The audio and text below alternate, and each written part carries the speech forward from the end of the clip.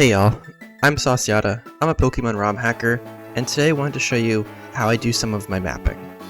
So in the previous video, I showed you how I made Avalanche Pass and Avalanche Lake area, and today I want to show you how I have been fusing these maps together to stuff that I've been previously making, and how I connect textures, as well as how I do map permissions and tile editing, how I edit these things in Photoshop to get the correct color for my map, get the right vibes, as well as how I edited Mahogany Town to look very different, as well as a brand new place called Volo's Rift, which is based off of Pokemon Mystery Dungeon's Spatial Rift, where Palkia resides, and kind of combine it with the spooky vibes of Volo from Pokemon Legends Arceus.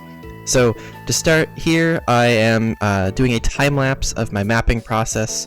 Keep in mind that every 3 seconds here is 1 minute in real life, so this took cumulatively around, I think, 3 to 4 hours to do everything you're seeing today. Note that a lot of what I do isn't actually mapping. It's getting ideas and getting an idea of how I want to put the map together, make things look coherent, and the most playable for the player. Basically, we want to make things look natural so that the player doesn't go, why is this there? You'll notice here that I'm connecting this route to Lake of Rage, now known as Avalanche Pass, using some different snow tiles and trees and debris.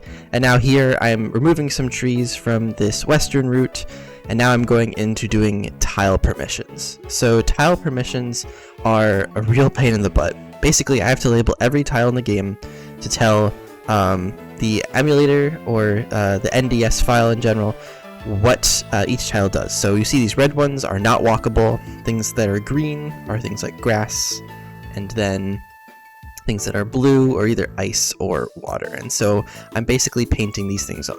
And you'll notice here that I'm putting some plates down, and those plates basically show what areas are walkable and at what heights. So the 3D model that I make doesn't actually tell the game anything, it just is a visual graphic for the player. And the goal is to line up the permissions and the plating to enable the player to move seamlessly on top of what I have made as a 3D model. So here I'm fixing the tile permissions for the Lake of Rage, since I didn't do that yet, and there's a lot of nice quality of life tools in this mapping software that make this easier. So here again I'm putting down more plates and I'm lining them up with the terrain so that I actually walk where the terrain is visually. Otherwise you'll see people clipping to the ground, and those types of errors in ROM hacking happen really easily. It's easy to miss one corner, and you'll notice that I can only view one 32 by 32 map at a time. So I have to make sure that I am seamlessly connecting these things between maps. That's one of the bigger challenges. And also, since I have a lot of diagonal blocks, I have to make sure that I line those up correctly so that the player doesn't fall through the worlds or they don't clip through anything.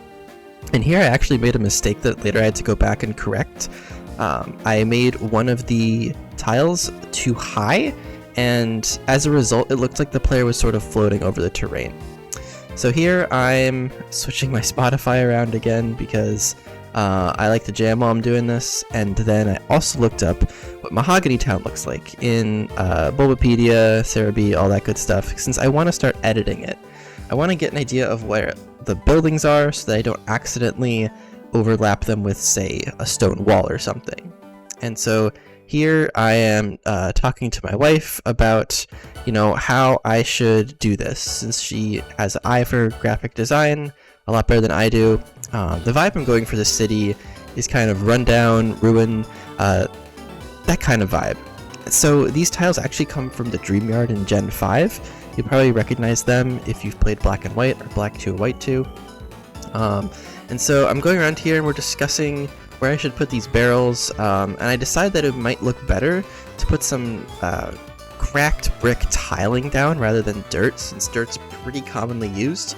And I really am going for variety in this hack. I want every town to feel brand new and like a totally new experience rather than use the same 5 tiles that the vanilla games do. So I'm making this other section here, and I'm adding some more I'm deciding on whether or not I want to have some verticality in the town, but I don't think there's enough room to do that.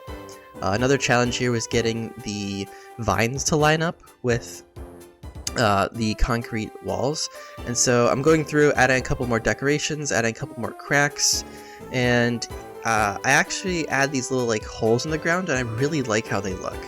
I'm not sure how I want to implement them into the town just yet, but we'll think about that later. I actually later realized I don't like this meshing into the snow from the cracked bricks. It really did not look good in game. Sometimes things look bad in game, but they look good in the editor. So I later would go back and fix them. So here you're gonna see me making a brand new cave from scratch. So this is how I do things from scratch. You want to have a general outline and start using a bunch of fill tools to using the smart draw, fill things in, and then you have to put in their heights, which is what I'm doing now. And so you see I'm just drawing the heights in. And once I look in 3D, it'll look like a beginnings of a cave. So the idea here is I'm making something called Volo's Rift. And again, I talked about this in the beginning. Idea is that it's sort of similar to Spatial Rift from Mystery Dungeon, but we're also going to introduce Volo here from Legends Arceus. And he's going to push you off that little bridge there. And here I'm talking in my Discord about some of the stuff I'm doing, because I like to share my progress as I go. And another thing I have to do here is blend these cave entrances with the map. And here I'm trying to figure out how to do these corners and make it symmetric, since I really like to have at least a little bit of symmetry, otherwise things can look kind of weird and just unprofessional, let's put it that way. So again, sharing some of my thoughts in Discord, and here I'm trying to patch up this this cave, but then I eventually realized that I don't like the color of it. So it looks too much like Chargestone Cave. I'm using the same tile set as I did for Frozen Chasm, which is an ice cave, and after a while, I thought maybe I should just recolor this entire thing. So here I'm just using the default tile set for Chargestone Cave, putting in some rocks, and I've decided on making a little bit of a maze so that the player has to use their brain rather than just, you know, W-mouse wanting through this. And yeah, so here I'm thinking, taking a little break on my phone, adding some more decoration, and then I'm like, yeah, time to recolor these things. So I have the idea of making this a little more moody and dark, since that's kind of the vibe that Volo gives. If you've played through enough of Legends Arceus, you'll see that he's actually crazy and like aligned with Giratina.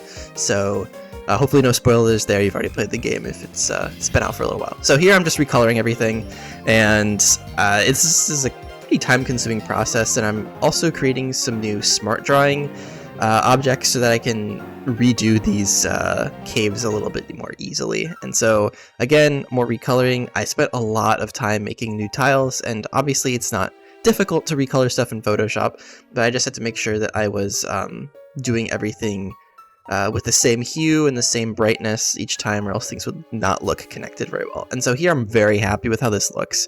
It looks a lot darker and a lot more moody, a little more mysterious. So yeah, back to Photoshop, and I'm realizing that I'm going to need to get rid of these diagonal diamond-shaped added textures. So I actually decide to try and put them into Photoshop and recolor them, but then they don't have that nice blue glow because of the way the colors are working out, so I eventually decided just to get rid of them. And so you'll see that a lot of the mapping process here is not actually putting the tiles in, but rather thinking up ideas and making adjustments to color. Here I'm seeing if I can try and get a little bit of a glow out of it, but it's not happening. One of them has a little bit of a white tint to it, so that adds a little bit of ground texture, and I really like that. So I'm going to keep that for now. I'm also going to need to edit the cave entrances and exits. So Those have a lot of tiles associated with them, or a lot of textures associated with them, so I have to go through and edit all of those. Fortunately, it's just kind of rinse and repeat at this point, and the good news is that if I want to make a cave that's similar to this in the future, I can reuse these tiles. And so sometimes there's a lot of upfront work, but most of the time it's not too bad.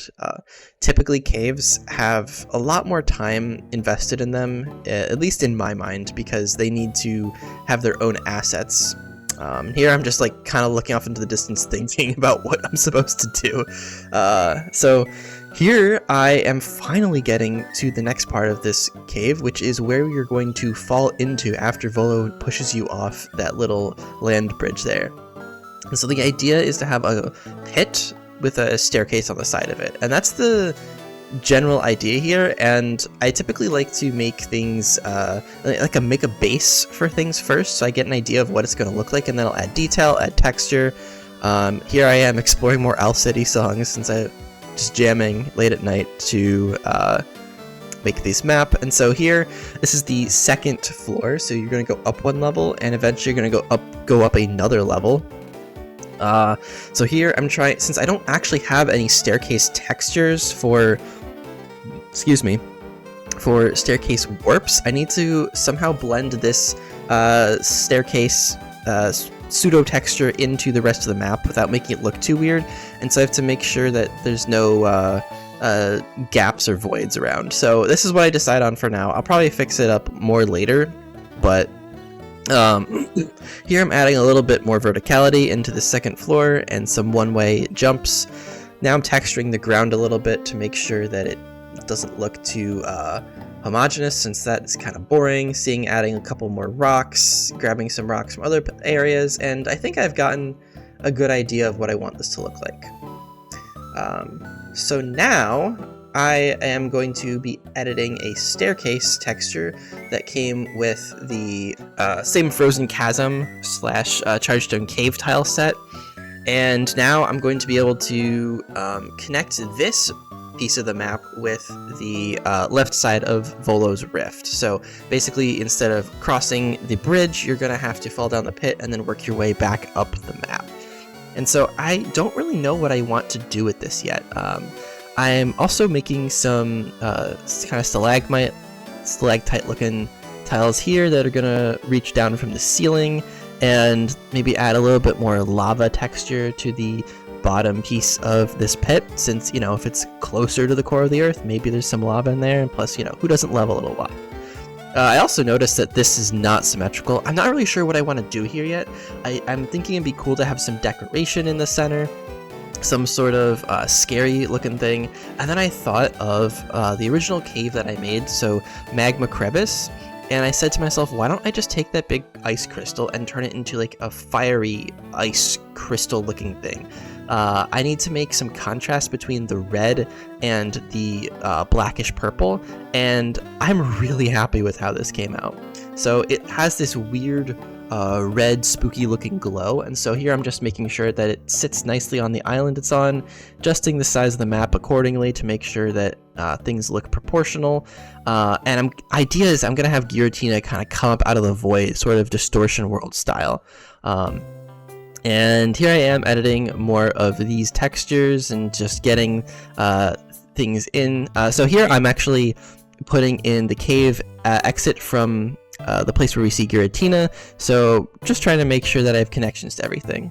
And now here's where the big glitch happens. So for some reason, as I was doing this, a lot of my tiles got messed up, and so here I'm trying to fix this. I'm trying to type in Discord, see if anyone knows what to do.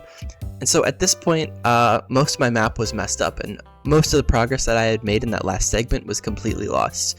But luckily today, I was able to fix a lot of it, and not too much effort was lost, but now that I had a lot of the ideas down, I could actually finish it. So let's take one last look at what this map looks like now that it's mostly done. Here's what I've decided on for Volo's Rift. I think I'll change this a little bit later to be more vertical. So you're going to come up here, you're going to get pushed off of this bridge, and then you're going to fall down into this cave here. and you'll be able to see just a tiny spits and spikes of the map right there. And so I have some fiery texture, I have some rocks. We're going to come up this staircase.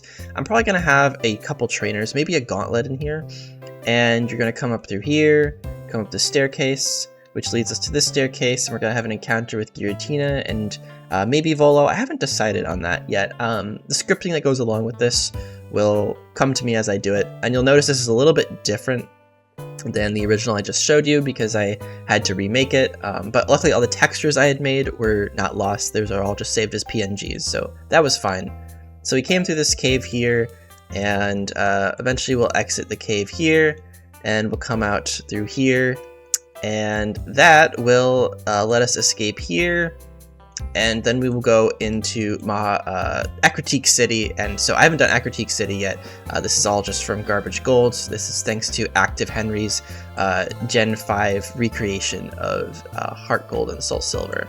So idea is to get these imported into the game soon. So all of this stuff already has been imported. I just need to put Mahogany Town in, as well as some of this new textured stuff here. This overwrites Mount Border. This is the second split of the game, so if you're interested in more of these, interested in more tutorials on how to hack, please subscribe. I will be doing more of these more commonly in the future. I hope you have a great day. Sauce out.